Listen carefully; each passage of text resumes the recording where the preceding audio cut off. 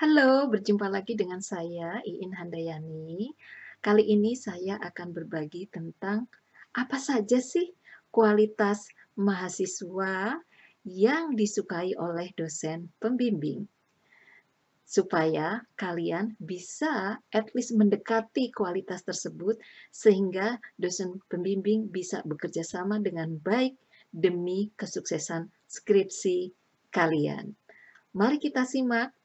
Yang pertama adalah kalian harus rajin, ulet, tekun, tidak mudah menyerah, dan juga tegar.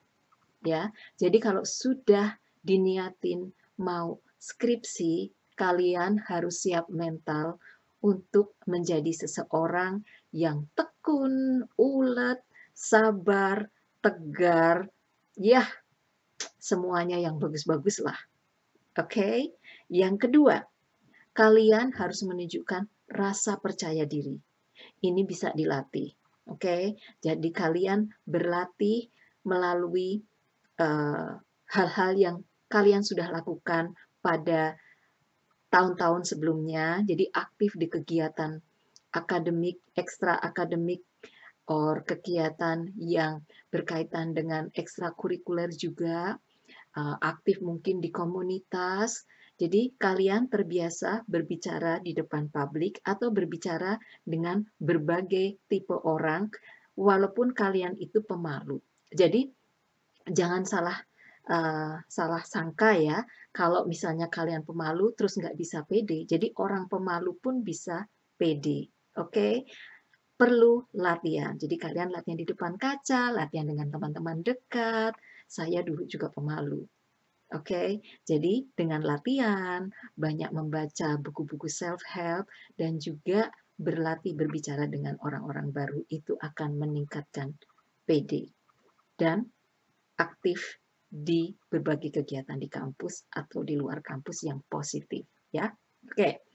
Kemudian yang ketiga, kalian harus menjaga sopan santun, jadi mengikuti tata krama yang ada di daerah kalian. Jadi misalnya tata krama di daerah Yogyakarta atau Solo mungkin agak berbeda dengan kalian yang tinggal di Medan. Walaupun secara umum Indonesia hampir sama, tetapi ada hal-hal kecil yang mungkin agak berbeda. Misalnya salah satu contohnya, kalau di daerah Sumatera, Palembang, Bengkulu, Jambi mungkin bicara dengan mengatakan kau, kamu, itu mungkin hal yang biasa. Tapi kalau di Yogyakarta atau di Solo mungkin tidak demikian. Itu dulu zaman saya loh.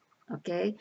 Oke, sekarang yang lain adalah selain santun, jujur. Kalian harus jujur no matter what. Jadi kalian tidak boleh memanipulasi data. Kalian harus selalu menunjukkan bahwa kalian itu seseorang yang jujur. Karena kalau kalian sudah menodai kepercayaan dosen pembimbing, itu akan sangat sulit untuk mengembalikannya ke normal lagi. Oke, walaupun Anda mungkin khilaf. Jadi usahakan selalu jujur. Be honest to yourself and also to others. Oke. Kemudian yang keempat adalah waktu, masalah waktu. Nah, ini ada dua hal yang akan saya fokuskan di sini. Yang pertama, kalian harus berusaha selalu tepat waktu jika ada janji dengan dosen pembimbing. Yang kedua, jangan mengcancel jika ada janji dengan dosen pembimbing, kecuali sangat-sangat emergency. Misalnya, kalian sedang flu, pilek, jadi takut nulari dosennya.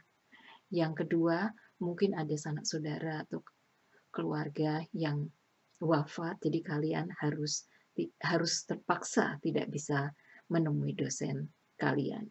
Oke? Kemudian yang kelima, tahu what's going on with your skripsi, with your research, with your topic of research. Jadi harus selalu keep update hal-hal yang berkaitan dengan riset kalian. Jadi selalu meluangkan waktu untuk mencari referensi baru yang berkaitan dengan penelitian kalian. Jadi kalian selalu punya justifikasi atau punya alasan yang bisa memperkuat rumusan masalah dan juga topik penelitian yang kalian ambil. Oke, jadi kalau bertemu dosen pembimbing, kemudian dosen pembimbing bertanya, apa kemajuanmu hari ini? Atau apa kemajuan kalian hari ini? Kalian harus bisa selalu mencantumkan hal-hal yang baru.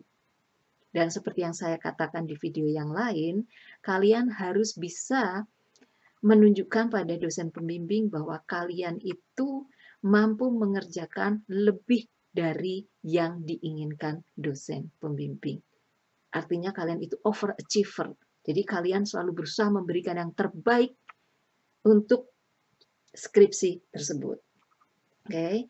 Kemudian kalian harus bersikap mandiri. Apa maksudnya mandiri? Bahasa Inggrisnya adalah kalian harus independen. Oke. Jadi jangan terlalu menggantungkan diri pada orang lain, walaupun sebetulnya kalian tentunya juga tergantung pada orang lain, tapi dalam artian untuk hal-hal yang berkaitan riset. Jadi misalnya ya, kalian diberi PR tugas oleh dosen kalian. Coba tolong besok cari literatur yang berkaitan dengan ini, baik lewat internet atau lewat perpustakaan sekalian.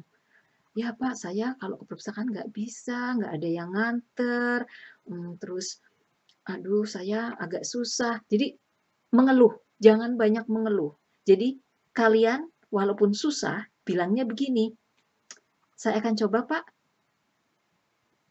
I do my best.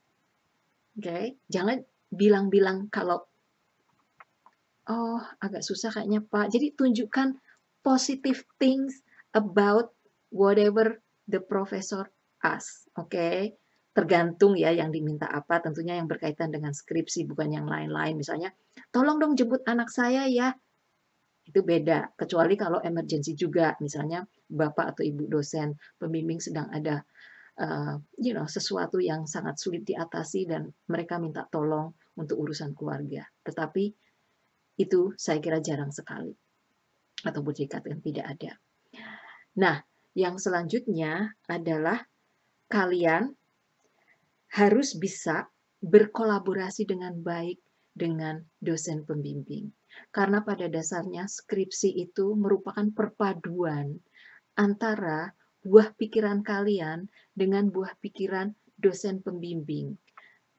Kan di skripsi itu ada tanda tangan dosennya kan, selain itu karya kalian. Nah, artinya itu buah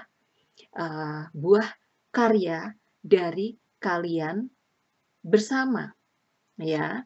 Jadi kalian harus pandai-pandai bisa berkolaborasi, bukan berarti kalian manut seterusnya ya. Tergantung juga dengan dosennya dan kalian juga.